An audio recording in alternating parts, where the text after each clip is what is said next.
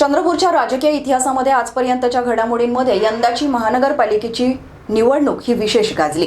या एका निवडणुकीने चंद्रपूरने संपूर्ण राज्याचे लक्ष वेधून घेतले आणि अखेर भाजपचा महापौर विराजमान झाल्यानंतर आता उद्या महापालिकेच्या मुख्य स्थायी समिती सभापती पदासाठी निवडणूक होणार आहे।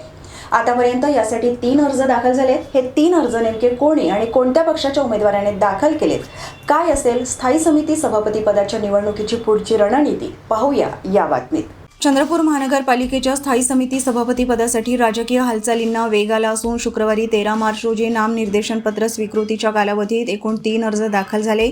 शिवसेना उद्धव बाळासाहेब ठाकरे गटाकडून सौ मनस्वी संदीप गिरे यांनी 2 अर्ज दाखल केले।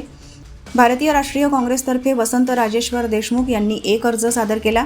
त्यामुळे या पदासाठी राजकीय चुरस वाढण्याची शक्यता व्यक्त होत आहे। दरम्यान इच्छुक सदस्यांसाठी 11 ते 12 मार्च या कालावधीत महानगरपालिका सचिवांच्या कक्षात कोरे नामनिर्देशन पत्र उपलब्ध करून देण्यात आले होते। या दरम्यान एकूण 7 अर्जांची उचल करण्यात आली। स्थायी समिती सभापती पदासाठी सोमवार 16 मार्च रोजी विशेष बैठक आयोजित करण्यात आली असून सभेच्या सुरुवातीला नामनिर्देशन पत्रांची छाननी केली जाणार आहे। वैध उमेदवारांना नामनिर्देशन मागे घेण्यासाठी 15 मिनिटांचा अवधी देण्यात येणार असून एकापेक्षा अधिक उमेदवार रिंगणात राहिल्यास मतदान प्रक्रिया पार पाडून त्यानंतर निकाल जाहीर केला जाणार आहे।